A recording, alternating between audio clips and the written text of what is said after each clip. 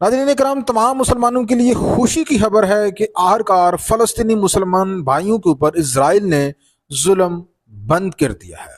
अब नाज़रीन इकराम होगा ये कि जो इलाके फ़लस्तीनियों को डेडिकेट किए गए हैं उन इलाकों में इजरायली फ़ौज पीछे हट जाएगी, इन्हें हलाक कर देगी, और जो इलाके यहूदियों को डेडिकेट किए गए हैं उन इलाकों की तरफ फ़लस्तीनी मज़ाहमती तंजीमें जाने से ग्रेज करेंगी।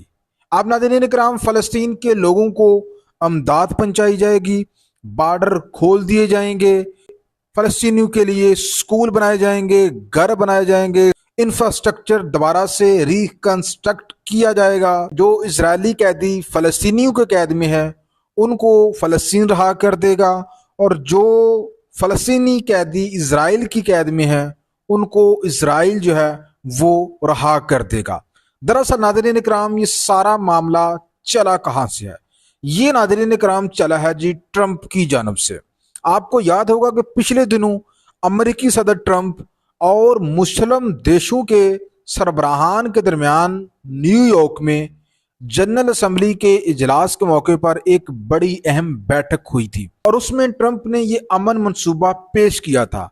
इस अमन मंसूबे को टू स्टेट सोल्यूशन कहा गया, यानी कि जो इलाके फ़लस्तीनियों के पास हैं वो फ़लस्तीनियों को दे दिए जाएं, और जो इलाके यहूदियों के पास हैं वो यहूदियों को दे दिए जाएं।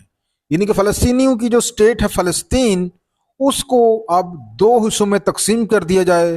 कि जब 1947 में इसराइल फ़लस्तीन का तनाज़ा शुरू हुआ था तो अक़वाम मुत्तहिदा ने भी यही सोल्यूशन जो है वो दिया था। आधा फ़लस्तीन जो है वो इजरायली यहूदियों को दे दिया गया और आधा फ़लस्तीन फ़लस्तीनियों के लिए मुख्तस किया गया। लेकिन बाद में इजराइल अपने वादे से मुकर गया और उसने 90% फ़लस्तीनी इलाके भी हथिया लिए, जिसके बाद नाज़रीन इकराम फ़लस्तीन की मज़ाहमती तंजीमें जो है उन्होंने इजराइल के खिलाफ बाकायदा हथियार उठाए, लड़ना शुरू किया।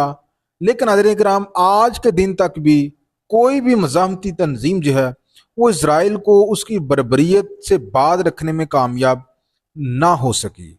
आखिरकार फ़लस्तीन का जो मामला है ये ट्रंप की कोशिशों से ही हल हुआ। अब नाज़रीन किराम होगा ये कि जो फ़लस्तीन के इलाके होंगे वो फ़लस्तीनियों को दे दिए जाएंगे, लेकिन वहाँ पे एक ऐसी हुकूमत बनाई जाएगी जिसमें नुमाइंदगी अमेरिका को भी होगी, जिसमें नुमाइंदगी बरतानिया को भी होगी, जिसमें नुमाइंदगी फ़लस्तीनी सियासतदानों को भी होगी। उसके बाद ये तमाम मुसलमान ममालिक जो है ये अपनी अपनी फ़ौजें भी वहाँ पर भेजेंगे। आपको याद होगा कि इंडोनेशिया ने 20,000 के करीब अपनी आर्मी जो है वो फ़लस्तीन में भेजने का ऐलान किया है। पाकिस्तान के बारे में भी कहा गया है कि इनकी आर्मी भी वहाँ पे जा सकती है। इसके अलावा सऊदी अरेबिया, इजिप्ट, मिस्र, तुर्की वगैरह तमाम मुल्क जो है अपनी अपनी आर्मी का कुछ हिस्सा जो है वो वहाँ पर भेजेंगे, और ये आर्मी बाद में फ़लस्तीनियों का तहफ़्फ़ुज़ करेगी, यानी कि उनकी कौमी फोर्स के तौर पर वहाँ पे काम करेगी। फ़लस्तीन की अपनी आर्मी नहीं होगी, ना ही उनको अपनी आर्मी बनाने की इजाज़त होगी।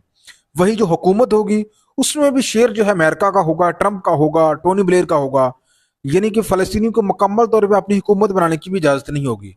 अब कुछ लोग नाज़रीन इकराम ये सवाल उठा रहे हैं कि यार ये फ़लस्तीनियों की स्टेट है तो इसराइलियों को क्यों दे दी जाए, हम इस मादे को क्यों ना माने। तो जो लोग इस मादे को नहीं मानते वो सबसे बड़ी दुश्मनी कर रहे हैं।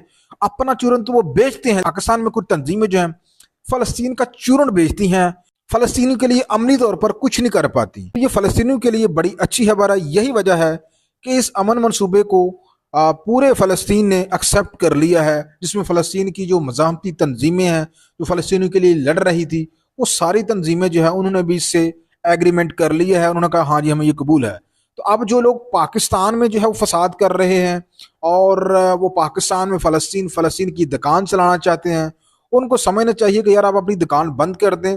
जब ये टू स्टेट फार्मूला खुद फ़लस्तीनियों ने एक्सेप्ट कर लिया है, मतलब जिसका घर है उन्होंने ही फैसला कर लिया कि हम अपने घर का बंटवारा करेंगे, एक तरफ दूसरा रहेगा, एक तरफ हम रहेंगे। तो ऐसे सूरत हाल में आप अपनी दुकान पाकिस्तान में बैठकर क्यों चलाना चाहते हैं, और इस दुकान का आखिर क्या फ़ायदा होगा। नाज़रीन किराम, आप इस बारे में क्या कहेंगे? लाजमी कमेंट सेक्शन में अपनी राय का इजहार करें।